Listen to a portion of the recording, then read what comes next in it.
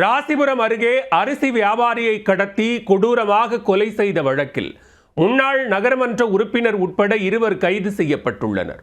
ரகசிய காதல் விவகாரத்தில் ஓர் உயிர் காவு வாங்கப்பட்டுள்ளது. நடந்தது என்ன?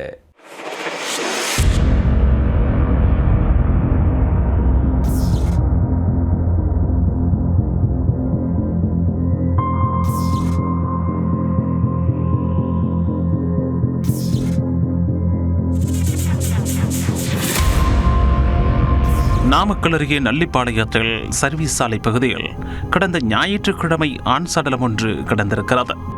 அடையாளம் தெரியாததால் நாமக்கல் அரசு மருத்துவக் கல்லூரி மருத்துவமனையில் உடல் வைக்கப்பட்டிருந்தது. இது தொடர்பாக விசாரணை நடத்தப்பட்டதில் அவர் ராசிபுரத்தில் காணாமல் போன லோகநாதன் என்பதும் அடித்து கொலை செய்யப்பட்டிருப்பதும் தெரிய வந்தது. இந்த கொலை வழக்கு தொடர்பாக சரவணன் மற்றும் வைரமுத்து என்ற 2 சரணடைந்திருக்கின்றனர். தொடர்ந்து அவர்களிடம் மேற்கொண்ட விசாரணையில் ராசிபுரம் அருகே கோனேரிப்பட்டியைச் சேர்ந்த அரிசி வியாபாரி லோகநாதன் என்பவரிடம் சரவணன் உதவியாளராக இருந்திருக்கிறார். 52 வயதான லோகநாதனுக்கு பெண் ஒருவருடன் தொடர்பு இருந்ததாகவும் கூறப்படுகிறது. ஆனால் அந்த பெண் கடந்த 8 மாதங்களுக்கு முன்பு சரவணனிடமும் பழகியதாக தெரிகிறது.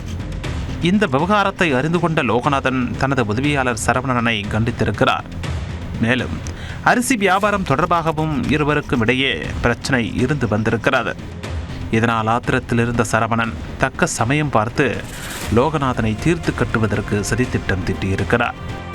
இந்த சூழலில்தான் கடந்த நவம்பர் 30ஆம் தேதி சரவணனின் மகளுக்கு திருமணம் நடைபெற்றிருக்கிறது. திருமணத்திற்கு வந்த தன்னுடைய அக்காவின் மகன் வைரமுத்துவின் உதவியுடன் நவம்பர் 29ஆம் தேதியே லோகநாதனை காரில் கடத்தி சென்றுள்ளனர். அப்போது மாமனும் மருமகனும் சேர்ந்து அரிசி வியாபாரியான லோகநாதனை துண்டால் கழுத்தை நெரித்து கொலை செய்ய முயன்றிருக்கின்றனர். இதையடுத்து அவர்கள் சென்ற காரை சாலையோரம் நிறுத்திவிட்டு தயாராக வைத்திருந்த இரும்பு கம்பியால் லோகநாதனை கொடூரமாக தாக்கியிருக்கின்றனர். இதில் படுகாயமடைந்த லோகநாதன் நிகழ்விடத்திலேயே துடிதுடித்து உயிரிழந்து விட்டார். பின்னர் இருவரும் உடலை காரில் ஏற்றிக்கொண்டு 30 கிலோமீட்டர் தொலைவில் உள்ள நல்லிப்பாளையம் பகுதியில் சென்று வீசியிருக்கின்றனர். கொலை செய்த மறுநாள் ஞாயிற்றுக்கிழமை நடைபெற்ற தன்னுடைய மகளின் திருமண நிகழ்ச்சியில் கூட சரவணன் பங்கேற்காமல் இருந்திருக்கிறார். இந்த வழக்கில் சரவணன் மற்றும் அவருடைய அக்கா மகன் வைரமுத்து ஆகிய இருவரையும் கைது செய்திருக்கும் போலீசார் நீதிமன்றத்தில் ஆஜர்படுத்தி சிறையில் அடைத்துள்ளனர்.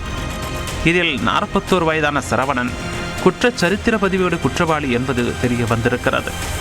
இவர் மீது ஏற்கனவே அடிதடி உள்ளிட்ட பல்வேறு வழக்குகள் நிலுவையில் இருப்பதாகவும் கூறப்படுகிறது. கடந்த 10 ஆண்டுகளுக்கு முன்பு ராசிபுரத்தில் சுயேட்சையாக நின்று வெற்றி பெற்று நகர்மன்ற உறுப்பினராகவும் இருந்திருக்கிறார். இந்த நிலையில் குற்ற பின்னணி கொண்ட சரவணன் தன்னுடைய மருமகனுடன் சேர்ந்த ரகசிய காதல் விவகாரத்தில் அரிசி வியாபாரியை அடித்து கொன்ற சம்பவம் ராசிபுரத்தில் பரபரப்பை ஏற்படுத்தியிருக்கிறது.